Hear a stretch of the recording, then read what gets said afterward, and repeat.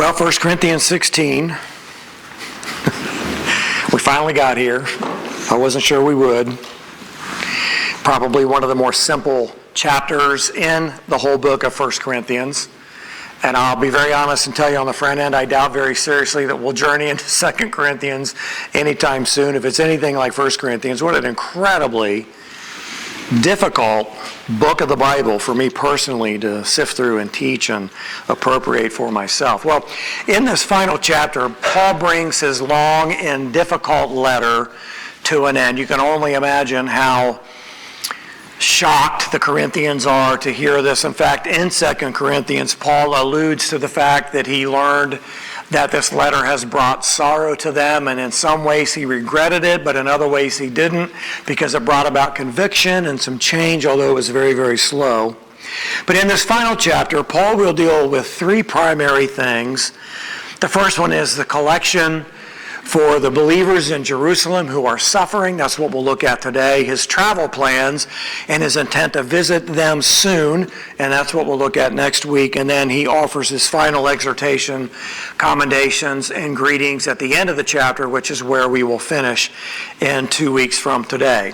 So chapter 15 ended with a very celebratory tone as we looked at verses 50 through 58.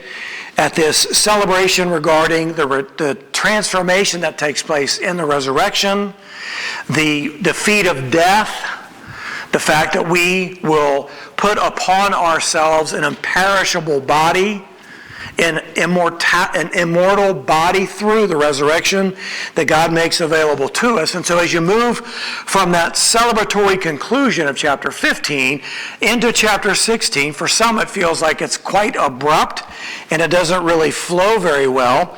But in fact, if we look again at verse 58, there is a bit of a segue or a platform that is very necessary as Paul gets into this delicate issue with the Corinthian church, and I would say a delicate issue with many, many Christians today, and that is the issue of giving, the challenge monetarily and materialistically in our own lives.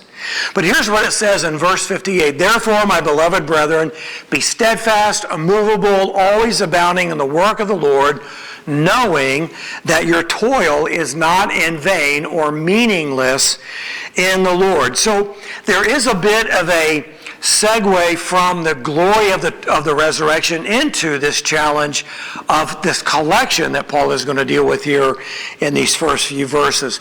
So most certainly, Paul sees the work of the Lord in a much more global sense than he does in just an isolated local sense.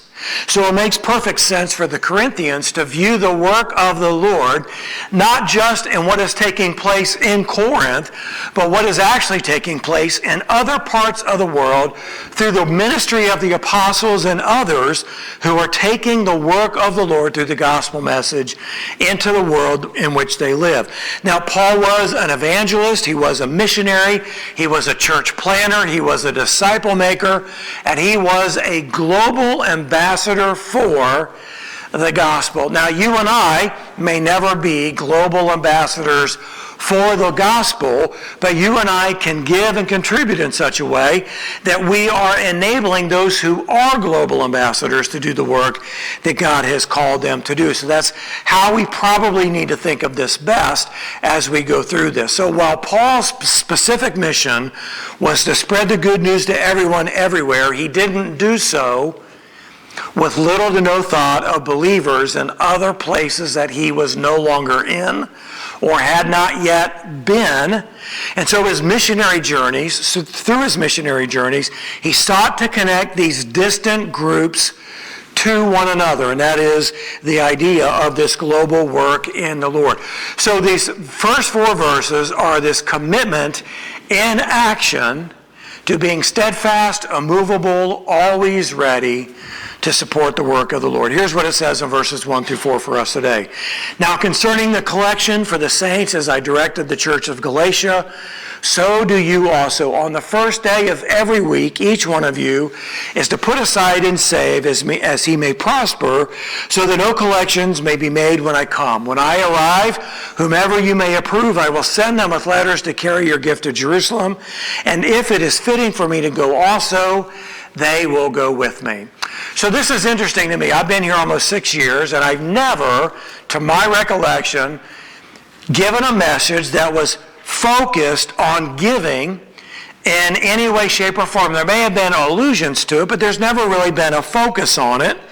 And this is one of the reasons why it's important as a pastor, as a teacher, to teach through the books of the Bible sequentially, beginning at chapter 1 and verse 1 and going all the way through, because in doing so, you get to the difficult passages. You aren't going to jump on your soapbox and beat certain issues or ideas into the people. You're not going to have the propensity to harp on a singular topic like giving, and I've been in some churches where that seemed to be the only focus. And most people resent or reject that constant focus of a soapbox issue. And I would probably say that giving or money is pretty high up on the list of what turns people off to the church, because they will always find the ability to say, well, that's all they ever talk about down there at church is give, give, give, money, money, money. That seems to be all they're really concerned about. So when you come to passages in a book of the Bible that deal with giving or evangelism or immorality or witnessing or any other topic, you deal with it and you go on. So this is what we're doing today, and we're dealing with these final things that we find here in chapter 16 in this book of 1 Corinthians. So, as I mentioned, this thing is going to deal with ministering to the needs of the poor that are in Jerusalem. Extreme poverty was very, very common in the ancient world, as it is in most of the world today. In fact, if you were to live at poverty level here in America, by our standards, you would be in a pretty difficult life. If you take that same standard of living, of poverty, into the third world, you would be among the wealthier in those areas. You'd be among the wealthiest in those areas. And that's the disparity that we find here in America with other parts of the world. And that's how desensitized we really are to how good we have it here in America. But extreme poverty was very, very common. It could be especially difficult in Jerusalem, despite it having a very strategic religious importance. It was the center of religious activity for Jews. It was often overpopulated. And during the many national feasts and other religious celebrations, there would be incredible swells of populous growth. And it would be an incredible strain on their resources, finding food and clothing and shelter for the masses. And it only made the poverty greater for those that were living in that area. Adding to that reality that many Jews who converted to Christianity were excommunicated from their religious community. They would lose their families, they would lose their businesses, they would not easily find work to replace the loss of income. The hardship that they would face would likely be exponentially greater than it would be to be a Jewish person in that area than it would be to be a Jewish Christian. So hardship for Jewish Christians in Jerusalem was especially difficult, and it was fairly rampant. The persecution that was begun by Paul that we read about in Acts chapter 6 did not stop when Paul was miraculously saved in Acts chapter 9. That persecution continued because the zealous Jews wanted to stamp out Christianity, and they didn't ever really let up. So what ended up being the reality for many, many Christians who were Jewish converts was an incredibly difficult life and great poverty, and Paul and the other apostles were very, very mindful of that. So when Paul was called by the Lord to minister to the Gentiles, and when the other apostles in Jerusalem gave him their blessing and stamp of approval and were about to send him on his way, this is what we would read in Galatians 2, chapter 9 and 10, where Paul gave a recollection of that experience, and he says, "And recognizing the grace that had been given to me, James and Cephas, or Peter and John, who were reputed to be pillars, gave to me and Barnabas the right hand of fellowship, so that we might go to the Gentiles and they to the circumcised," identifying the people groups that they would primarily minister to. Verse 10, "They only asked us to remember the poor, the very thing I also was eager to do." So if you remember in the book of Acts, where there was a burgeoning Christian population, there was an ever-growing number of poor people being brought into the fellowship, and there was a need to help them with food and other things, and so they called some of the disciples and others to be deacons, to serve those who were in need. And as Paul was brought into that reality and about to be sent out of it, James and Peter and John say, "Hey Paul, hey Barnabas, don't forget about us, because we're still dealing with these issues. So as you go, don't remember the poor that we are ministering to." Paul said, "I am very eager to do that." So Paul was, after all, a Jewish Christian who perfectly understood the hardship of others in Jerusalem. And so we have this emphasis here now on the collection. Verse 1, "Now concerning the collection for the saints, as I directed the churches of Galatia, so do you also." Paul is saying, I am instructing you just as I have instructed the churches in Galatia in regards to this collection. Now that phrase you see there, "now concerning" or "about," it's an indication that this is something that Paul is responding to in the letter that they had written to him. Now remember, Paul wrote them a letter. We don't have a record of that letter. They responded to that letter. Paul responded to that letter they sent to him, and that's what is our 1 Corinthians. So this phrase, "now concerning" or "now about," is the fifth occurrence in this letter, 1 Corinthians, and each time it appears, it indicates a subject change, and it also indicates that this is something they have asked him about. So the collection that you have asked me about is what Paul is now addressing.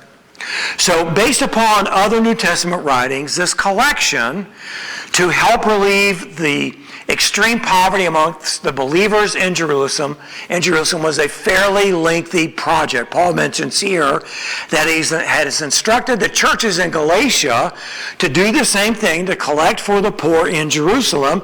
This was likely on his third missionary journey, and Paul eventually reports in Romans the completion of this project, that at the writing of 1 Corinthians was not yet completed. Here's what Paul says in the book of Romans, "But now I am going to Jerusalem, serving the saints from Macedonia and Achaia, have been pleased to make a contribution for the poor among the saints in Jerusalem." Paul continually was mentioning this collection. He also reported on the generosity that was given in the taking up of this collection for the churches, for the believers in Jerusalem by the churches that he has referenced in Galatia and also in Achaia. We read this in the second letter to the Corinthians in chapter 8. "Now, brethren, we wish to make known to you the grace of God which has been given in the churches of Macedonia, that in a great ordeal of affliction, their abundance of joy and their deep poverty overflowed in the wealth of their liberality." Now, in a very brief study of 2 Corinthians, in 1 Corinthians, after they received this instruction, there were some problems that prevented the Corinthians from being earnest about the collection that Paul has instructed. Paul is reminding the Corinthians in the second letter that the churches in Macedonia, in a great ordeal of affliction and with an abundance of joy, have contributed to this collection. Verse 3 continues, "For I testify that according to their ability and beyond their ability, they gave of their own accord, begging us with much urging for the favor of participation in the support of the saints." Now, Paul says that in 2 Corinthians, after he has already taught them about the collection in 1 Corinthians, and I'll deal with that a little bit later through the message. So notice, in 2 Corinthians, Paul reports that the churches in Macedonia begged for and urged Paul to allow them to participate in this offering for the relief of poverty for the believers in Jerusalem. Think about that. Paul is looking at this destitute group of people who are themselves experiencing great hardship, and they're saying, Paul, we want to give. Paul, we got to give. Paul, we really want to help. And Paul's saying, no, you don't need to do that. No, that's probably not the best idea. No, you've got enough to deal with. And they're saying, no, we want to give. We want to give. The idea here is that this group of people who are themselves very, very impoverished and dealing with a great deal of hardship say, we want to be a blessing to our brethren. And oh, by the way, they have never met the brethren. They don't know their names of the brethren. All they know is they're the brethren, and they want to be a blessing. Think about how radicalized our giving might be if our primary concern and focus was, I want to give because I want to be a blessing. Think about that. You'll notice Paul's challenge to them in the taking up of this collection, where he says this collection needs to be a priority. We see this in verse 2. Paul says, just as he has instructed the churches in Galatia, on the first day of every week, each one of you is to put aside and save as he may prosper, so that no collections be made when I come. Now, it's important to make a distinction between what Paul is teaching here and what you and I would generally understand as our tithe and or offering to our own place of worship. Paul's not talking about our regular contribution to the place where we worship. Paul is talking about a collection over and above and beyond that which is given to support the work of the church that one happens to attend and support and is a part of. So there is that distinction there, and it needs to be known that there is a distinction here. Paul is talking about a secondary offering on top of what Christians would ordinarily give to their primary place of worship. Paul says this is a priority. So when on the first day of the week. Now, it's different then than it is for us, so we would probably think about this. Now, on payday, when you cash that check, when it goes through the automated deposit and shows up on your bank account at that time, as a priority, set aside some money for this collection that's going to be taken.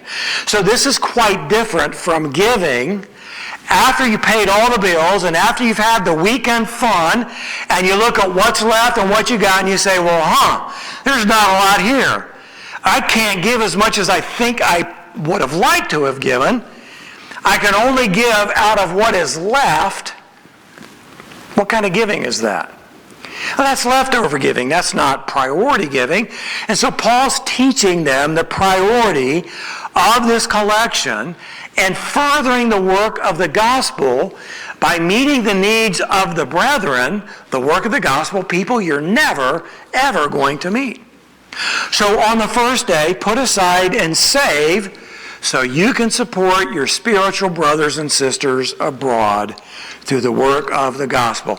Now notice what is tucked in there in verse 2. On the first day of every week, or every payday, each one of you is to put inside and save. So when Paul says each one of you, who is excluded from participating in the collection? Well, that means everybody, right? Nobody is excluded. The collection isn't reserved for the wealthy. The collection is a teaching or a commandment for everyone. Now, some will dismiss the importance of this secondary collection because their gift really doesn't amount to very much. Say, for example, that there is a church in need that we are affiliated with, and they need to raise, let's say, just $100,000. You go, well, $100,000, that's a lot of money. I can't give $100,000. I can't even give $1,000. All I got to give is a measly $10. That's not going to make a difference. Why bother giving the $10? Many people think that way. You know, it's not about the amount of the gift, it's about the heart that accompanies the amount that is given. This is exactly what Jesus taught in the parable of the widow's mite. We read this in Mark chapter 12, verses 41 to 44. And Jesus sat down opposite the treasury and began observing how the people were putting money into the treasury, and many rich people were putting in large sums. Now we know, based upon how Jesus taught this and how it was recorded in other Gospels, that it wasn't just a lot of money anonymously put in a box. You can imagine a wealthy individual flapping the money in the breeze or jingling the coins in the cloth and saying, "Here comes my offering. Everybody take a look at this. Cling-a-ling-a-ling-a-ding-a-ling." That's the idea here. So a poor widow came and put in 2 small copper coins, which amount to a cent. So Jesus has seen this. It's probably clear that the disciples are familiar with this practice, and calling his disciples to him, he said to them, "Truly I say to you, this poor widow put in more than all the contributions to the treasury." That's all the contributions accumulated. "For they all put in out of their surplus, but she out of her poverty put in all she owned, all she had to live on." Think about that. What do you think her children would have said had they known what she was going to give? What do you think her friends would have said if they were to know that she was going to give all she had to live on? I remember when my kids were growing up and we were in larger churches that had big vacation Bible school emphases, and a big thing they did was the daily mission offerings, and there was always a competition between the boys and the girls who could give more. And I remember my youngest who said, "I want to give all of my piggy bank to this missionary thing." And I was like, "No, you don't need to do that. That's all the money you have." And he goes, "No, but I really want to do that." And it's like, "No, you just don't really understand." And I was, he's like, "Don't you get it? This is the heart of somebody that wants to be a blessing, and they don't have a lot to give, but what they have to give is important to them." And so he gave all he had, and he was a blessing. And I was embarrassed, and that's the way it goes for those of us who think we know better than the little children who come to him with hearts of faith, just desiring to please him and to love him. So she gave all she had. Now, in this collection that Paul is teaching the Corinthians to give, there's no suggested amount, there's no percentage mentioned here. Do you see what's given? Do you see the instruction? The principle of giving is in proportion to how you have prospered. Those who have little can't give a lot in the scope of a big dollar amount, but they can still give. And what they give is incredibly important. And those who have prospered can and should give much. They have the ability to give thousands of dollars, whereas another may only be able to give a few dollars. I remember the story, and I mentioned it here before, and it's a little rusty, it just came to me, but back in the early 1900s, I don't remember which of the Rockefellers it was, but it was one of the Rockefellers, and they were incredibly wealthy. Just stupid wealthy. And he would walk around town and he would carry a pocket full of dimes, and he would give a dime to every kid, and the kids would just be, they'd be over the moon. I can go and get a stick of candy, and I can go and buy us something. I can go play and do something. And so the reality is that Rockefeller was a generous man in giving out these dimes to the children, but Rockefeller could have given hundreds of dollars away to all of those kids, and he never would have missed it because he only gave out of the surplus. Never sacrificially, never from a heart of love that truly wanted to be a blessing to those in need. Now, I haven't evaluated all that Rockefeller gave, and I'm sure he gave to worthwhile causes, but I wonder how much of that was given because his name was going to be on it. Don't know. Didn't go and research that. But that's kind of the idea. Those who have a little can't give a lot, but they can give. And those who have a lot should give in proportion to how they have prospered. So give as you have prospered. And this is not a teaching to give so that you can prosper. Be very, very clear on that. Paul is not saying, hey, you need to give to this collection so that God is going to prosper you. What Paul is saying, as you have prospered, give to this collection. The difference is astounding. Those who teach that we should give to God so that we can get from God are really teaching that giving is selfish in nature. You give so you can get more. Well, that's not giving. That's giving like pulling a slot machine waiting for the jackpot to come. That's what the health and wealth prosperity message is all about. And it's not biblical. It's not what God says about giving. So we give because we want to be a blessing. We give because we have prospered and we want to invest in the gospel. But we don't give so that we can give more. Giving is to be a selfless expression of love for God and His people and a desire to invest in and support the work of the gospel. That is why the poor people in Macedonia gave beyond their ability, because they gave themselves to the Lord and wanted to honor and serve and please Him. So we'll talk about that at the very end. Paul is teaching them to set aside money now so that when he comes to collect a collection, there will not be any need for further collections. Compulsory or required giving often lacks love and is often much less than planned and intentional giving would be. So think about it like this. If you plan to give on the day your check hits the bank, you're intentional in what it is you want to give. If you give after you've met all your obligations and had all your fun, or, oh my gosh, I forgot, I'm supposed to give to this thing today, your giving is not going to be out of love. It's not going to be with the full intent of your heart. It's going to be compulsory with the leftovers of what you have available. So as we see in verse 3, this offering is a priority for the believers in Jerusalem. Verse 3, when I arrive, whomever you may approve, I will send them with letters to carry your gift to Jerusalem. And verse 4, and if it is fitting for me to go also, they will go with me. So Jerusalem is Paul's homeland. So there is a natural interest in supporting believers there, but there's much more to it than just supporting his homeland. Paul is planning an additional visit to Corinth, as we read in the next section. So when Paul's saying that when I arrive, after the collection has been completed, then I will prepare letters of introduction of those you designate to take this offering to Jerusalem when this gift is given. This was a customary practice in ancient days.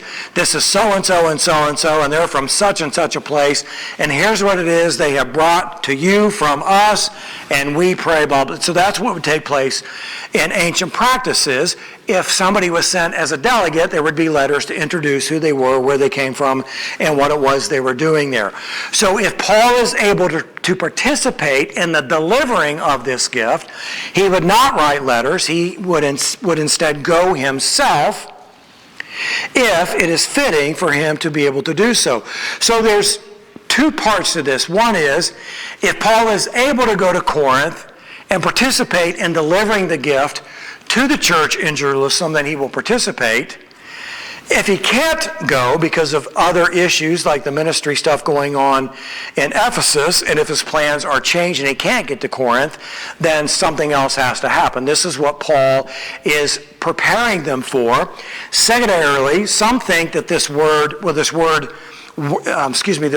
fitting can also be translated worthy, and some think that Paul is saying, if your gift is worthy of my presence, and I myself will take it to Jerusalem to present to the church.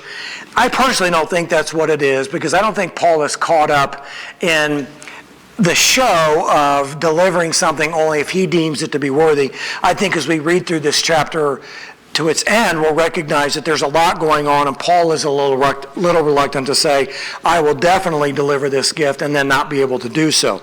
So he has pressing ministry issues. He isn't sure that he'll be able to make this journey. He also isn't sure how well he'll be received in Jerusalem because he's now a traitor. So there's a lot going on into this. So the reason Paul is so interested in this collection for believers in Jerusalem is not just because it's his homeland, not just because he has a heart for the impoverished Christian in his homeland, but because Jerusalem is the spiritual heritage of all Christians. Think about that.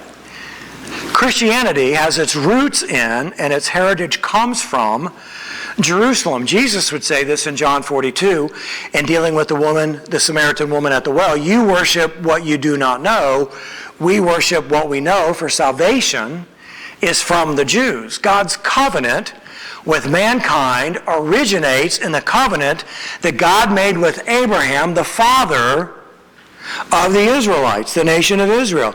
Jesus, of that same Jewish ancestry, fulfilled that covenant through his death, burial, and resurrection. And so our spiritual heritage is rooted in Jerusalem. And talking about the generous gift of the Gentile churches in Macedonia, Paul says this in Romans 15, 26 and 27. For Macedonia and Achaia have been pleased to make a contribution for the poor among the saints in Jerusalem.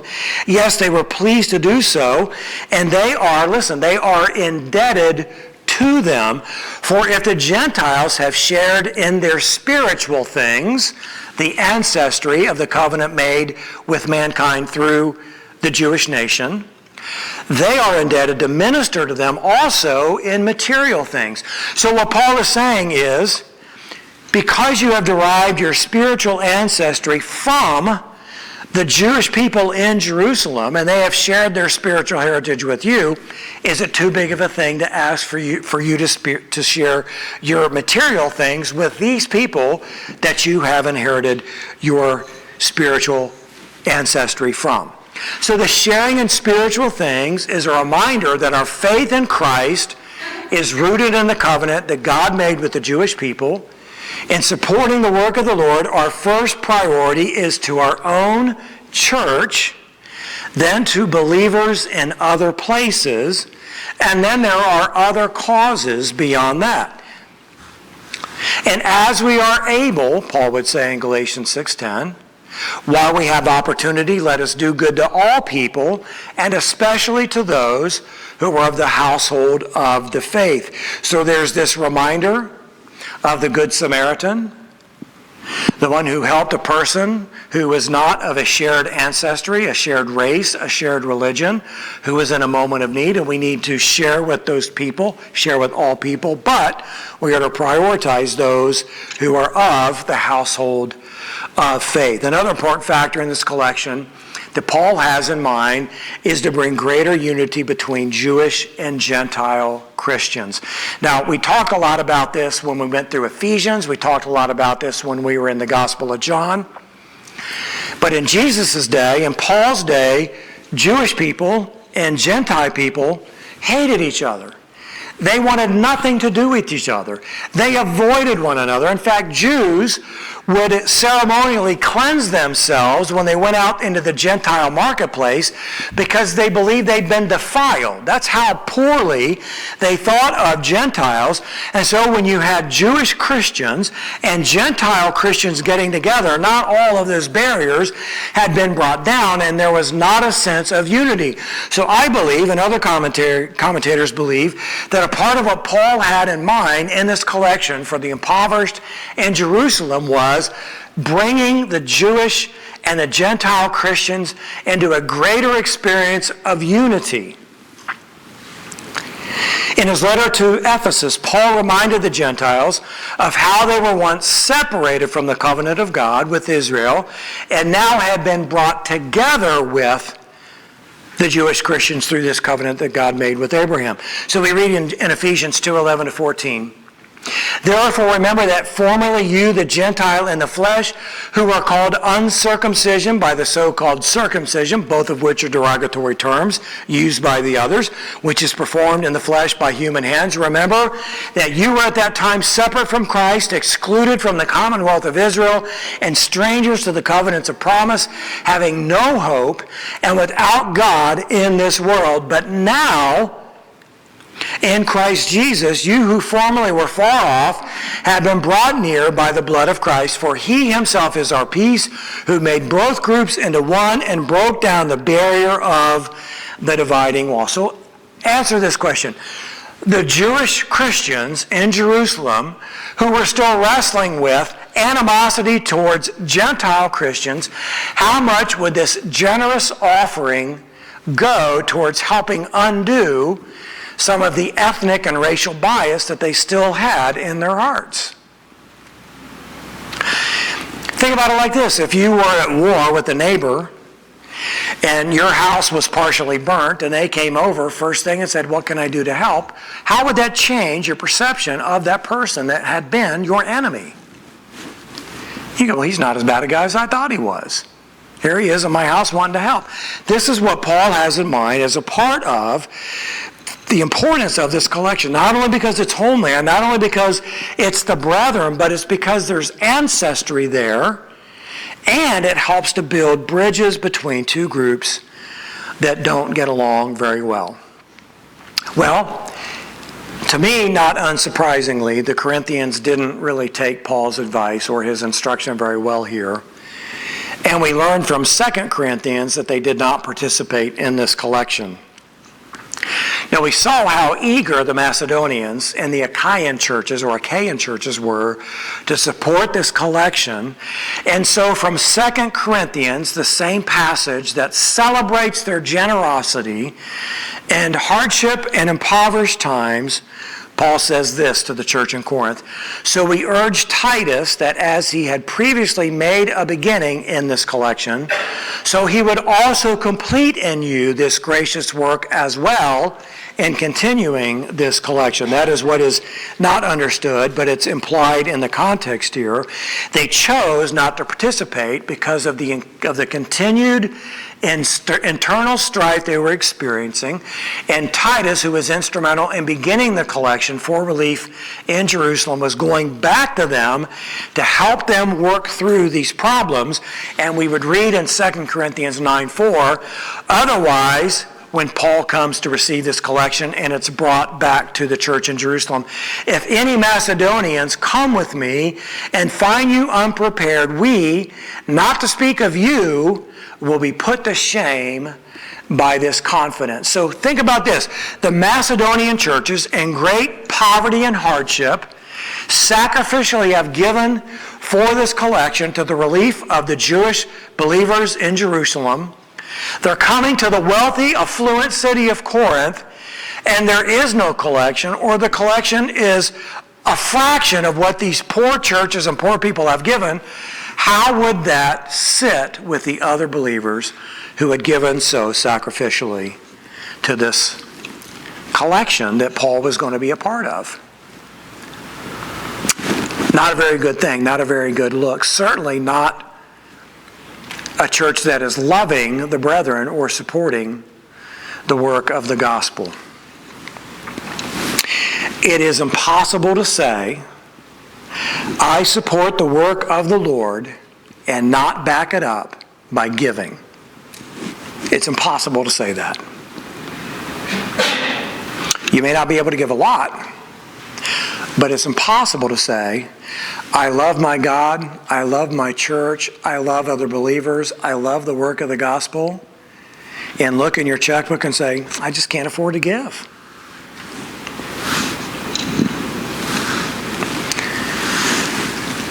Our giving is to be in proportion to our ability, and even more so in proportion to our commitment to honor, to bless, and to please Him. The impoverished Macedonian and Achaean churches gave so generously because they had first given themselves to the Lord. And here's what Paul says in 2 Corinthians as a part of this longer passage about the collection that they had given. And this, the offering they gave, not as we had expected, because they're poor people going through a really tough time, but they first gave themselves to the Lord and to us by the will of God. That is how we are to approach giving, whether it be to our first priority here in the church, to our other priority to helping other believers, to another priority of helping those who are out there supporting the work of the gospel, meeting people, impacting people that you and I will never know this side of heaven. We can never say we love the Lord if we don't give to the work of the Lord.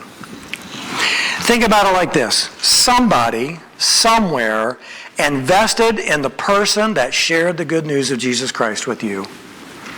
Whether it be through the physical building, whether it be through the support of a missionary, somehow, some way, somebody gave in such a way that it supported the ministry that enabled you to hear the gospel and respond. Let's pray. Father, we